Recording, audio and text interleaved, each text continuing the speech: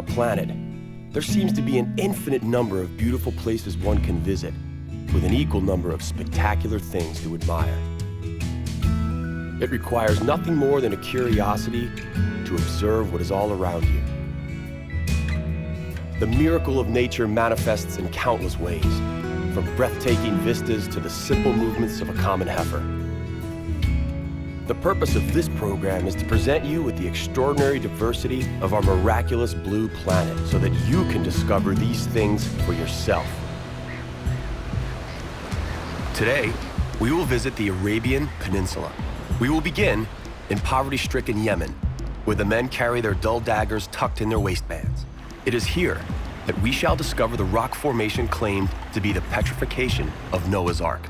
Then, we will drop by the Yemeni island of Socotra to revel in the beauty of untouched nature. We will continue our wandering in style by going to opulent Oman. Here, we will explore the intricacies of frankincense and discover the charm of camels. And to wrap it all up, we'll witness the breathtaking spectacle of nature on the shores of the Indian Ocean.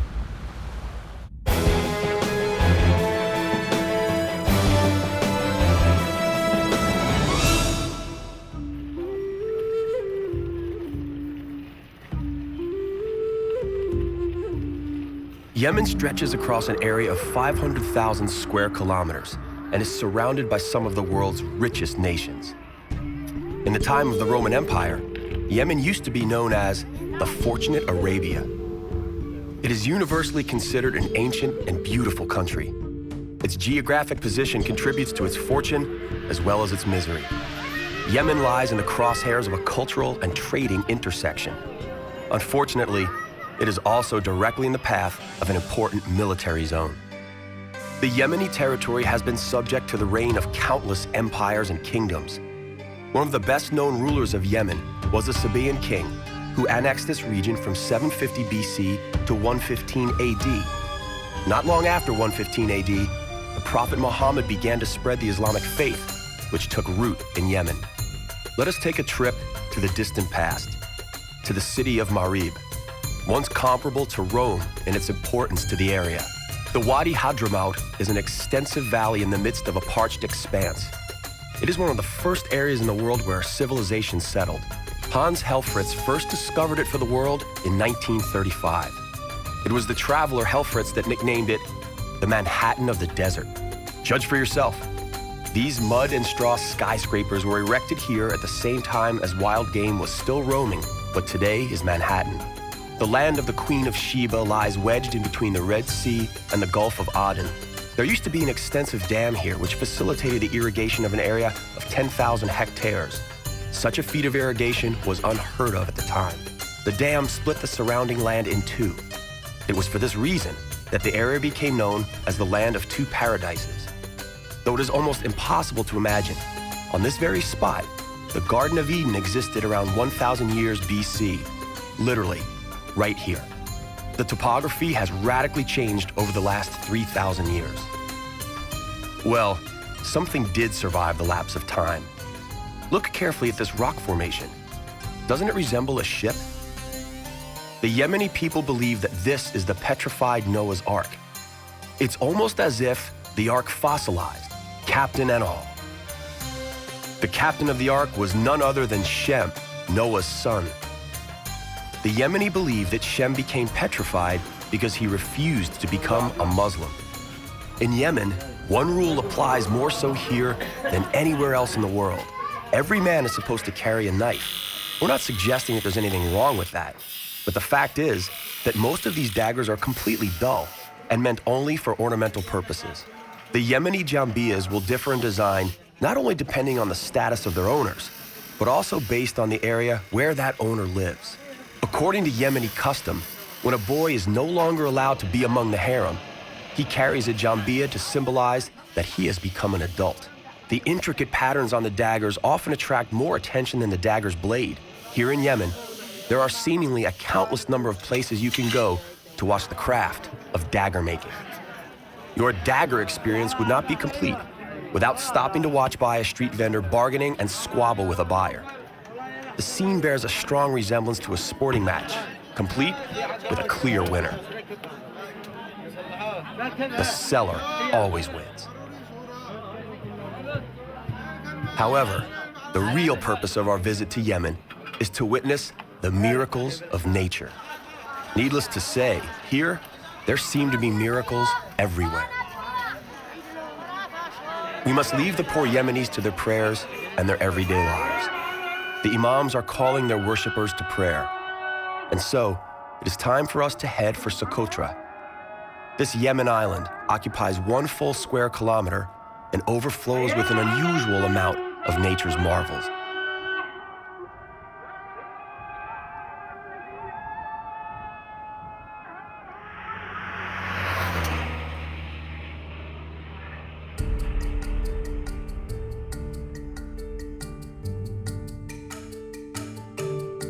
We are on Socotra, a somewhat remote archipelago that is considered more poor than the mainland of Yemen. But for biologists, Socotra is a veritable paradise, comparable in importance to the Galapagos.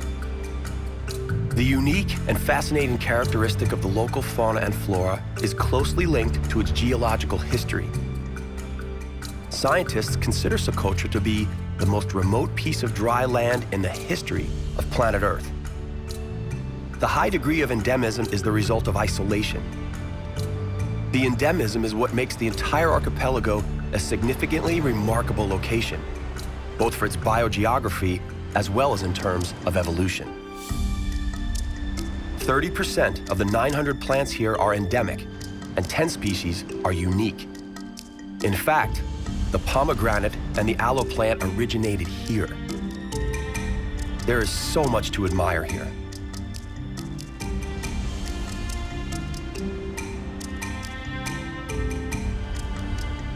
As recently as 1977, a never-before-seen endemic freshwater crab was discovered here, habitating within the mountain streams.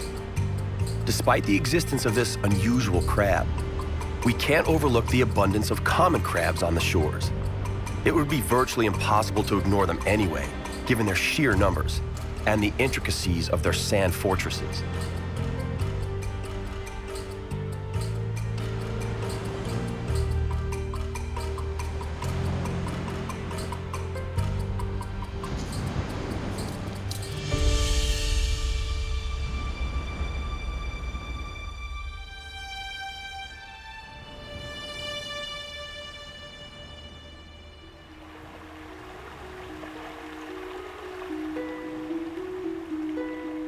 What could easily be overlooked if one is not careful is a narrow strip of nature that evokes an otherworldly impression. This is an outright botanical gem. Mother Nature manifests her might here, in the midst of endless sand.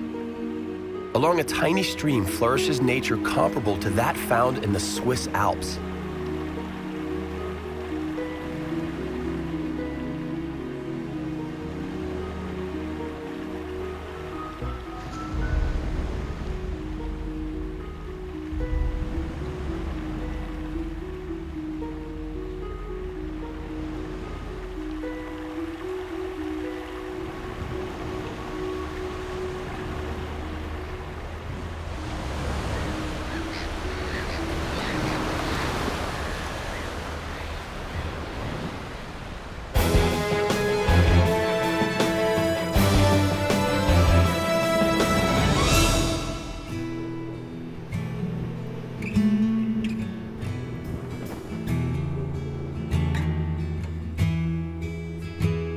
Everywhere you look, something utterly unique can be seen. The locals refer to these plants by a somewhat unflattering phrase. As far as we can translate, they are called the backside of an elderly fat lady with her head buried in the ground. Nevertheless, not even a hideous name diminishes the awe with which scientists view the Socotra desert rose. In order to survive in such harsh conditions, the plants here evolved so as to preserve water in an exemplary manner. Something resembling a small flask containing liquids forms a part of their roots, out of which the plants are able to draw energy.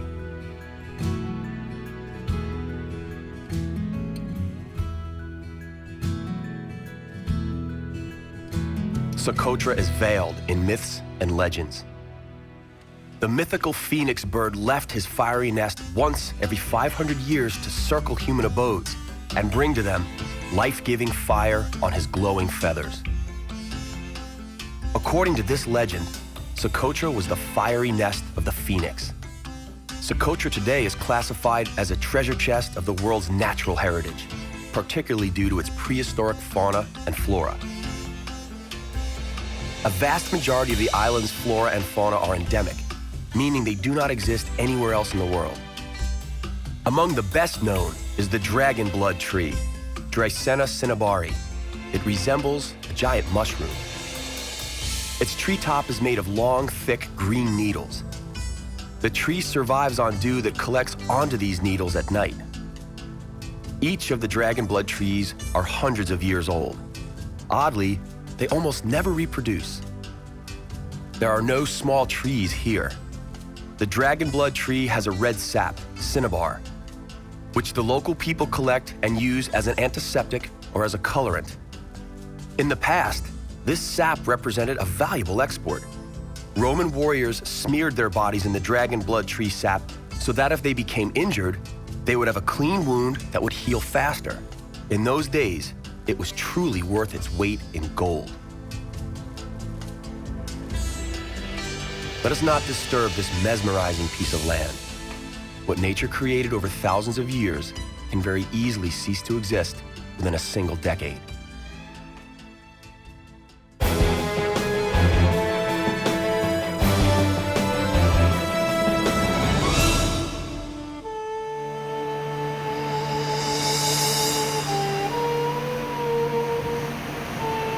Welcome to the Sultanate of Oman.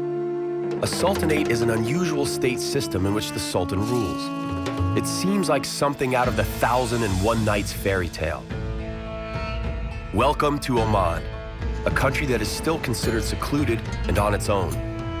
Despite the vast oil-based wealth of Sultan Al-Qaboos, who has aggressively sought to bring modernization to his country, Oman manages to preserve its traditions due, in part, to its lack of accessibility to the rest of the world. The greatest source of financial wealth of Oman may be oil, but the Omani landscape is blessed with a deep history and natural beauty that manifests splendor with literally every step. Magical wadis, what we would call valleys, are ever present. Wadis are created when the occasional water flows through dry regions, eroding the soil. Immediately after the rare periods of rain that occur, the water flows rapidly and creates the steep walls of the valleys. The most spectacular wadi in Oman is Wadi Shab. Its source is near the provincial town of Tiwi. The road into the pass meanders through some amazing natural beauty along irrigation canals.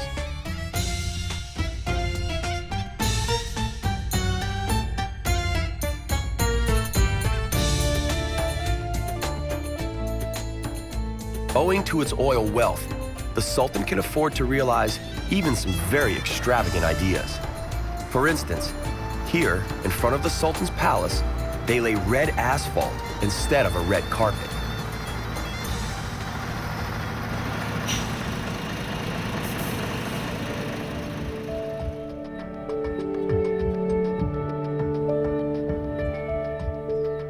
As you may have heard, you will never see Omanis working in Oman. All the laborers are from poorer Arab countries, usually from Yemen. And so it is that even the harvest of the fruit in the Garden of Oman is done by foreigners. Banana plantations stretching across hundreds of hectares of land are irrigated through an ingenious system of canals using drinking water.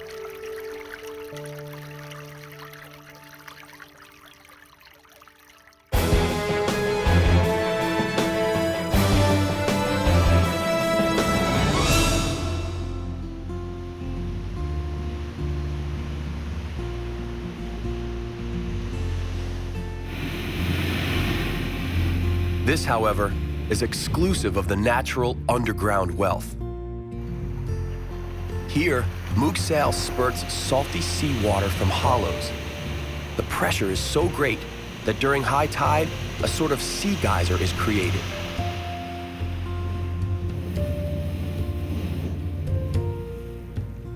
Long before the oil wealth began filling the Sultan's treasury, an entirely different commodity was the main source of income. On the shores of the Indian Ocean, near the Garden of Oman, lies the beginning of the incense road. Incense was extremely popular in medieval Europe. The incense road originated here on the Salalah Plain. It was located on a bay which coincidentally had a port. The port was named Khor Rori and was discovered only recently. The real origin of the incense road, however, is right here in this crater, which appears to have originated in Oman. The slopes of the surrounding mountains are peppered with small, atypical trees with ugly leaves of interesting shapes. Among the trees are a maze of well-trodden paths made by the incense collectors. The incense trees have thick leaves to ensure survival in the desert. A question presents itself. Why doesn't such a tree find a place to live in a slightly more hospitable environment? A virtual army of biologists attempted to plant this tree almost everywhere else on the planet, but had no success. The Omani explanation goes as follows. The incense tree is a gift from Allah. The land upon which it grows may not be sold. The owner who attempts to do so would thus indicate his arrogance for Allah and his gift. The incense trade thrives here. The incense road leads from the Rub al-Khali Desert, otherwise known as the Empty Space, west, all the way to the shores of the Mediterranean Sea. From there, it continues to Europe. When the incense reaches Europe, it is referred to by its Latin name, frankincense. Clearly, incense marketing was important as far back as the Middle Ages. Let's take a short trip up this incense road. Now we are off to Muscat. The first thing to notice in Muscat is a giant incense burner.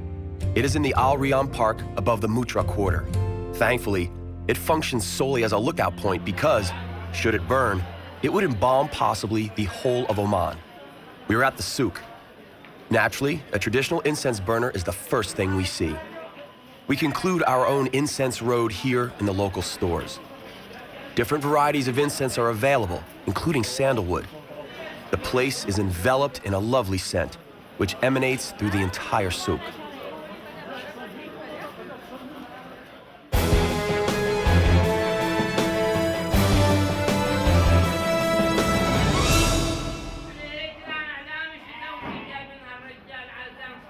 Before we head off to the great red Wahiba Desert, let's acquaint ourselves with the most loyal and necessary companion for anyone wishing to traverse the desert and survive its endless emptiness: the camel.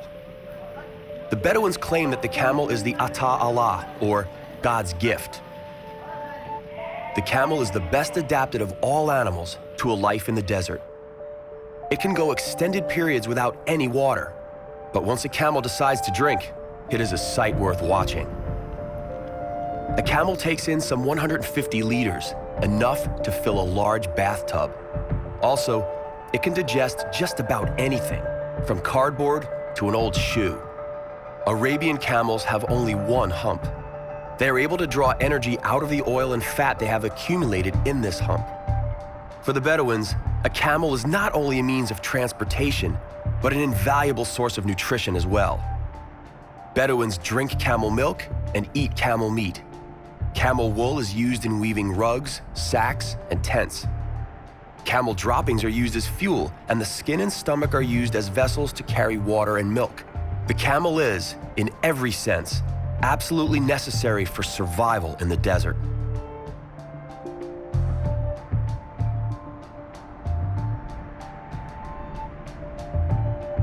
Welcome to what is very likely the most beautiful desert in the world. The great red Wahiba Desert commences right here. It resembles a rough sea, covering a relatively small area, 12,500 square kilometers. It pales in comparison to the 9 million square kilometers of the African Sahara. Its modest dimensions are enhanced by unique ambience and breathtaking beauty. This region, measuring 180 kilometers from north to south and 80 kilometers east to west, was named after the Bedouin tribe, the Wahiba.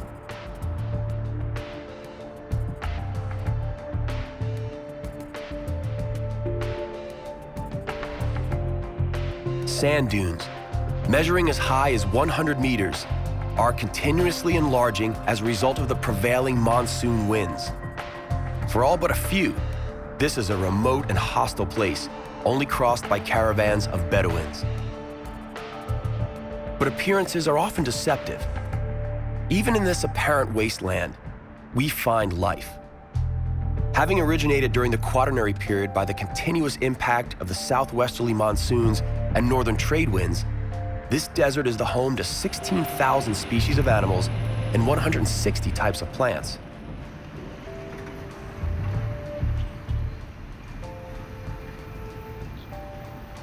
The desert turns into semi-desert, which stretches all the way to the most easterly hook of the Arabian Peninsula, the Ras Al Had Cape.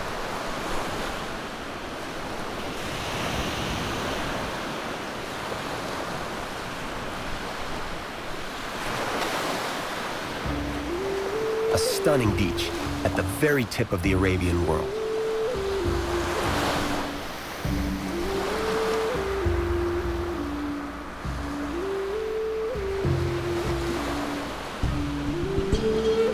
For unknown reasons, this beach is a favorite among the sea turtles that come here from all over the Indian Ocean.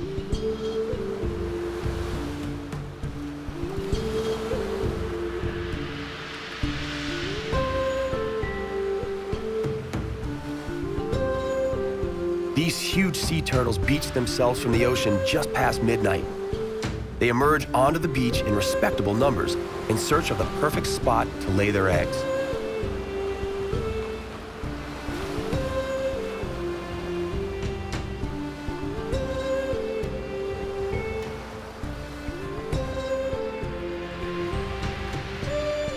They dig themselves into the sand, lay their eggs, and quickly head back into the safe haven of the sea.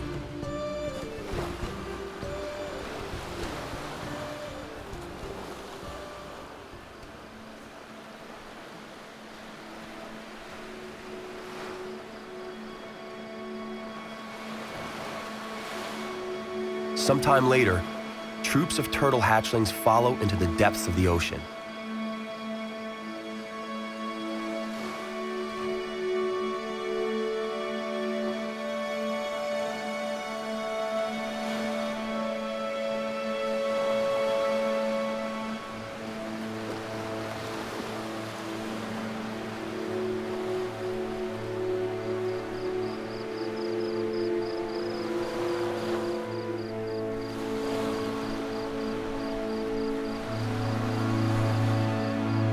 Watching these adorable babies is almost like watching human children as they pursue their very first steps.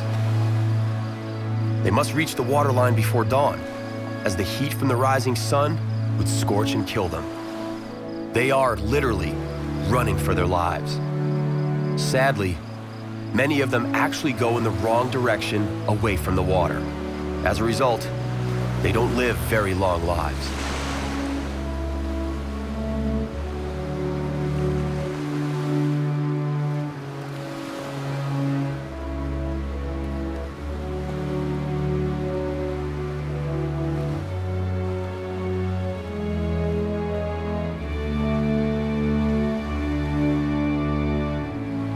For those that make it into the Indian Ocean, we wish them bon voyage.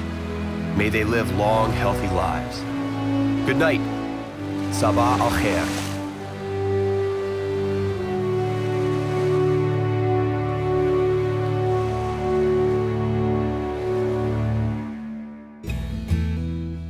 Our journey to the miraculous nooks of our planet comes to an end, for now.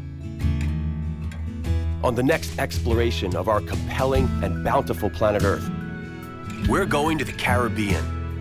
We'll discover an ingenious and very considerate way to visit the rainforest in Antigua. On Barbuda, we will watch a colony of magnificent frigate birds. From the Caribbean, we'll go to New South Wales, one of the Australian territories. The breathtaking Blue Mountains are a favorite destination in New South Wales for tourists and mountain climbers alike.